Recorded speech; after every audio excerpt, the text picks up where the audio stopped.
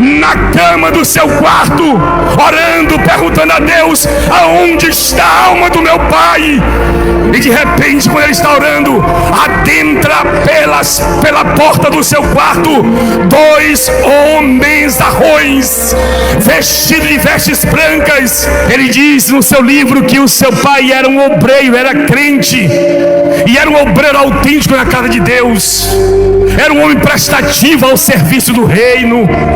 Mas um dia o seu pai desviou da igreja, ele se afastou dos caminhos do evangelho, e isso trouxe grande preocupação para a família. E a família começou a dizer: pai, volte para Jesus. E ele se aborrecia quando os filhos e a esposa chamavam para ele retornar à casa da reconciliação, e ele repreendia, ele ficava nervoso, ele não queria ouvir mais da palavra do evangelho. E um dia ele ficou doente e teve que ser internado, e os médicos disseram à família: não sabemos como tratar, mas vamos interná-lo. Ele passou um período internando, e o pai, os filhos, no horário da visita, dizia: pai, volte para Jesus. E ele, nervoso, irado, dizia que não voltava mais para a igreja. E quando passou alguns dias internado, ele veio a óbito. E o pastor ficou desesperado e disse: meu Deus, para onde foi o meu pai? Meu Deus, eu quero saber para onde foi o meu pai. E esse pastor presidia uma grande igreja, não sei se ainda está na presidência, e ele disse que não tinha mais como pregar na igreja. Ele perdeu as mensagens porque a mente dele só martelava: para onde foi o meu pai, meu Deus? Ele diz no livro que ele entregou a presidência da igreja por uma semana e se isolou em casa, em oração, em jejum.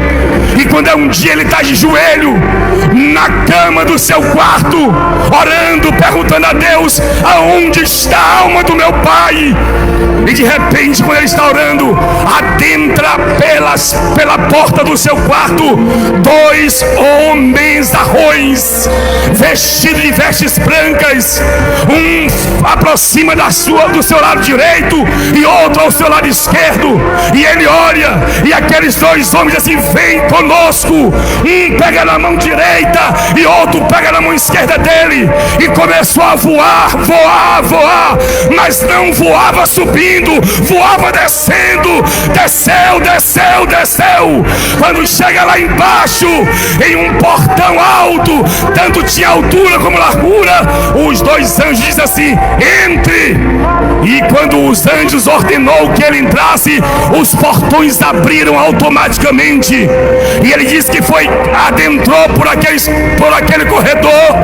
Ele diz no seu livro que era uma escuridão tão grande que não dava para se comparar com uma noite sem lua. E vai andando, e os anjos ficaram do lado de fora aguardando ele. E ele diz que quando chega no primeiro corredor, ele ouve gritos, ele ouve desespero, e no meio de tantos gritos, ele consegue identificar o grito da voz do seu pai. E ele vai seguindo aquele grito do pai. Passa o primeiro corredor, passa o segundo corredor. Quando ele se aproxima mais adiante, ele encontra o seu pai ajoelhados, amarrado em correntes. E quando o pai o vê, olha para ele e fala assim: filho, você veio me buscar, mas eu não tenho como sair daqui. E quando o pai clama, os anjos que estão lá de fora dizem: venha! E ele volta.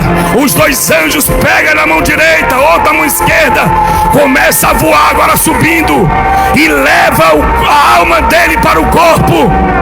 E quando ele desperta daquela revelação, ele entra em desespero, porque ele queria saber onde estava a alma do seu pai. E outro dia em oração ele chora, ele perdeu o apetite, ele perdeu a graça. Ele disse: meu Deus, o meu pai está no inferno.